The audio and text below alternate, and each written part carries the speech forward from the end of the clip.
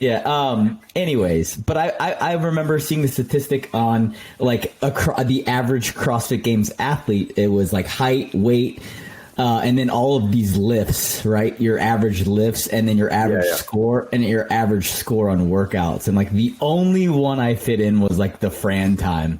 Everything else, I was like well below. I was like, I love it. I love these statistics. I love being the anomaly. So well, exactly. Hearing people complain of like, every CrossFitter is like the ideal height is 5'8", the ideal weight is 200, and then like people that are like 6'2" are complaining. I'm like, do you see me complaining that I can't play in the NBA? Like, no, right? I'm not 6'5", so that's probably not the sport for me. Go find a sport that suits your body type. And it's the attitude too, right there. I mean, yes, there are some freak athletes out there that can break in to sports like basketball, that like a Spud Webb and a Muggsy Bogues, right? Like, it's the attitude, man. And if you literally, like, as cliche as it sounds, if you want to put your mind to something and do it, there's a good possibility you could do it if you literally 100%. grinded and worked. And maybe you won't make it. You know, I'm not saying every person that puts 100% effort into it, but what people consider 100% isn't even close to 100%.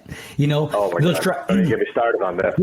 They'll try for a little bit and then they just give up. You get your ass out there and you find that fucking dog. You know what I mean? Well, not only that, like people think, I hear it from every CrossFitter of like, my day is dedicated to this. My life revolves around this, going on and on. Every other picture is them at a beach. Like, right. In a swimsuit. Every other meal is out at a restaurant. I'm like, you're not fucking dedicated. Don't give me this. Dedication is definitely a loosely used term. And whatever anyone else wants to do, like, that's on them. You go do you do whatever. But I feel like it takes away from when I say, no, my life is dedicated to this. Right. You know, like, because now there's two people saying the same thing. One of us is lying, and I know it's not me. Yeah. No, I agree. Like that's the thing is people don't understand the grind it really takes, right? People want to see, they see Instagram, they see, these big lifts and they see all the positive sides of it. But exactly, when I was in the heavy thick of things, it was all I did. I would wake up, I would eat breakfast, I would play with my kids, as much as I could. But I was in the gym most of the day, either working out or stretching or recovering.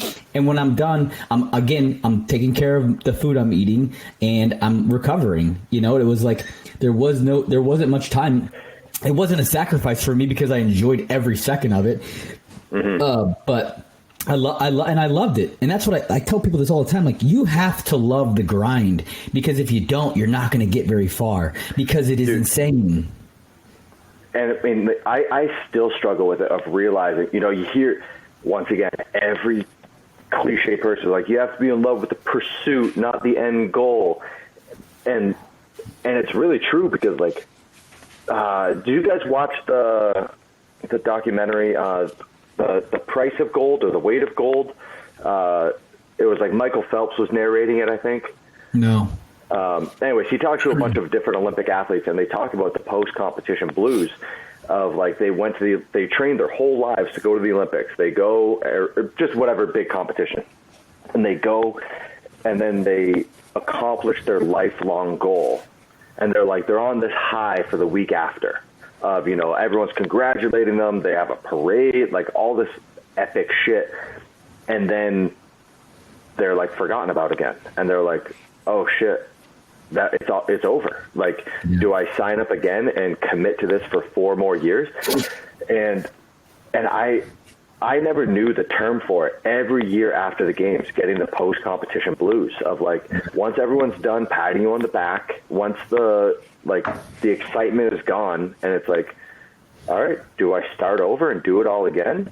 So yeah. Do you ever have any emotional dumps, Matt, where you're just like it's the night after the games and you're in your hotel room crying and you don't know why? Like, you ever have anything that like? No, I remember I had a couple of significant years.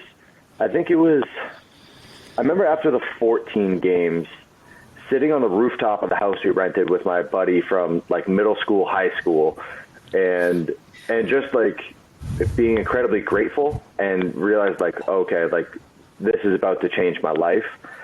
And then every year since then, I think 15 was a rough year, but that was the night that I met Sammy, that I hung out with Sammy at the after party. And so like it turned in from the worst day of my life to the best day of my life.